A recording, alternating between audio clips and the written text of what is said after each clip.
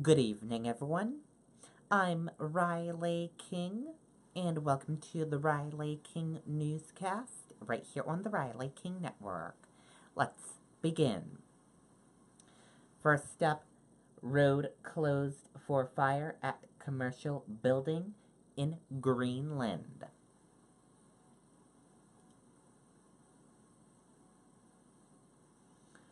The Rockingham County Sheriff's Office said they closed Portsmouth Avenue in Greenland for a building fire.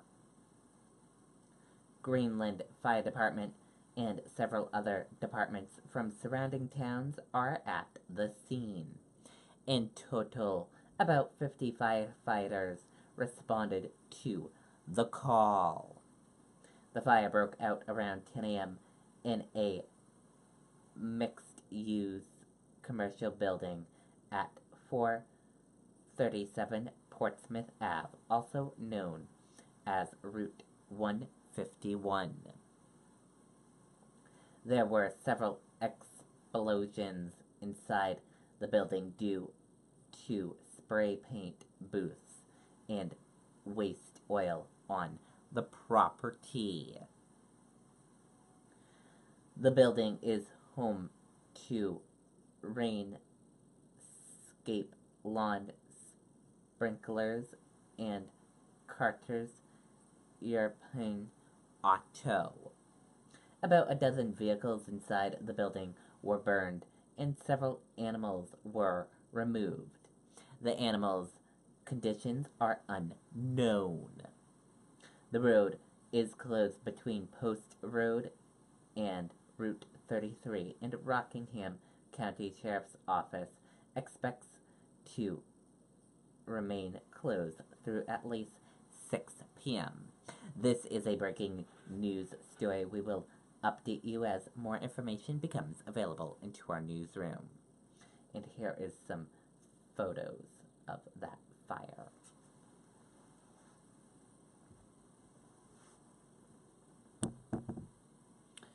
Here's a photo, and here is another photo, as you can see. So try to stay away from the two roads because it will not open until 6 p.m.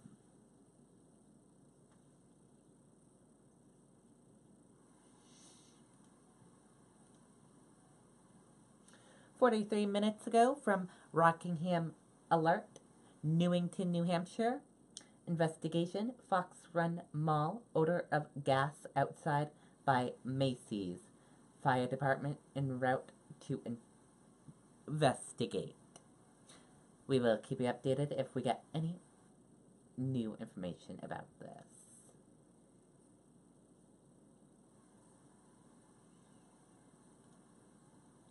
Woman dead after double stabbing inside library.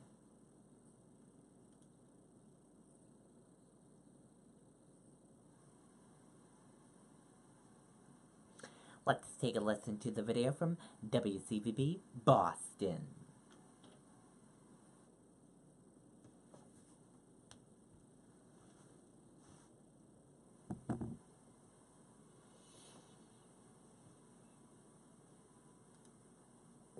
Just across the street from the police station.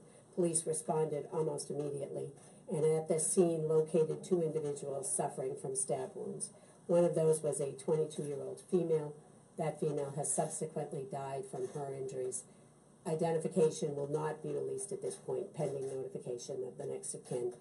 In addition, there was an elderly man, 77 years old, who sustained non-life-threatening injuries in an attempt to help the young woman. He is presently in an area hospital. What we know at this point is that the young woman was in the library, seated at a table in one of the reading rooms, apparently studying or doing some work. She was approached from behind by an individual who has been identified as Jeffrey Yao, Y-A-O, of Winchester. Mr. Yao began striking her with what we now know to be appears to be a hunting knife with approximately a 10-inch blade. She suffered a number of slash and stab wounds to the head and upper torso.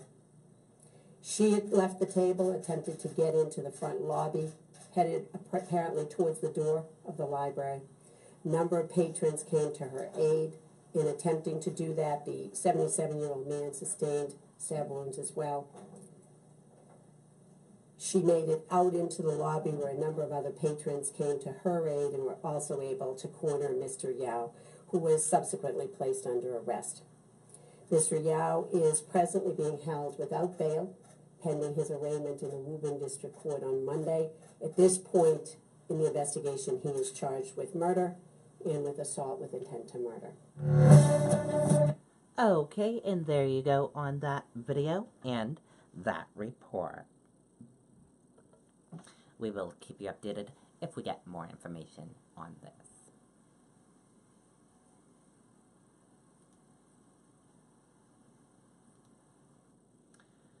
Faircloth drops out of governor race, endorses Mark Evan.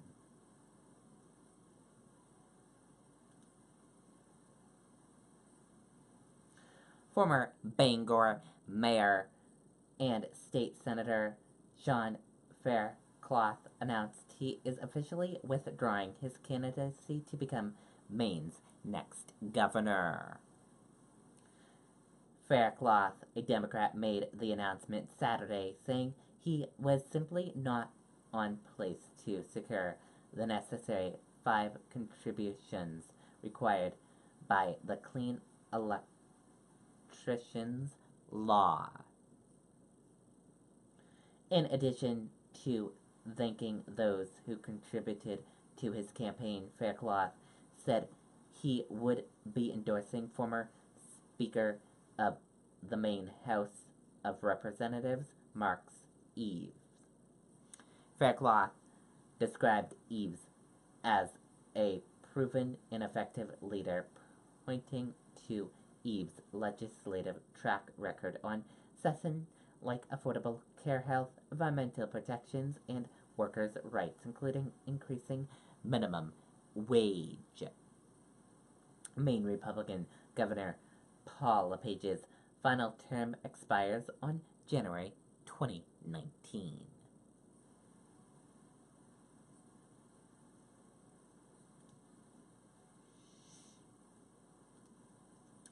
Trump says arming teachers in schools up to states. Let's take a listen to the video from ABC News. This is the only stable, uninterruptible power. Once we set this up, it can generate 30 years of power for the emergency room.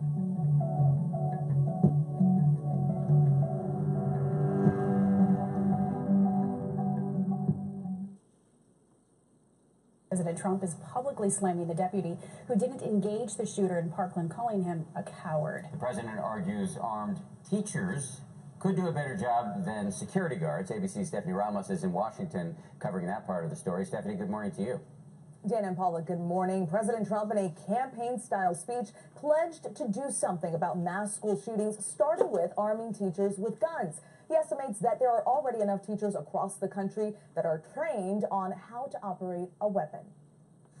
On Friday, President Trump vowed to take action by nixing gun-free zones at schools and arming teachers with guns. Gun-free is an invitation for these crazy people to just come in and shoot. If there are guns inside, held by the right people, by highly trained professionals, you're going to see this end. Trump criticizing the armed sheriff's deputy who did not enter Stoneman Douglas High School during last week's mass shooting. He certainly did a poor job, but that's a case where somebody was outside, they're trained, they didn't react properly under pressure, or they were cowards. It was a real shot to the police department. During his meeting with the Australian Prime Minister, President Trump said an armed teacher would be more willing to protect students. A security guard doesn't know the children, doesn't love the children. The teachers love their children. They love their pupils. They love their students. Trump also pushing the idea at the Conservative Political Action Conference. I'd rather have somebody that loves their students and wants to protect their students than somebody standing outside that doesn't know anybody. I think that the idea of having a teacher with a gun to defend against a mass shooter is better than a teacher being stuck with the teacher's body to defend against a mass shooter. But Democrats disagree. Toxic lunacy is the way to describe the idea of arming 10 to 40% of all the teachers in this country. Republican Florida Governor Rick Scott breaking with the president, saying arming teachers is not the way to go. Instead, Scott suggests raising the minimum age to buy a gun. We will require all individuals purchasing firearms to be 21 or older. I want to make it virtually impossible for anyone who has mental issues to use a gun.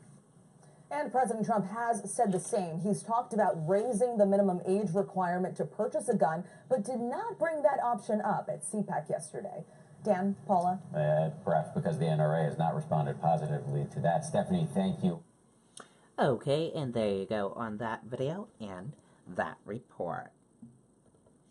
And that does it for the Riley King Newscast right here on the Riley King Network. I hope you all have a great rest of your Saturday night, and I'll see you back here tomorrow with another newscast.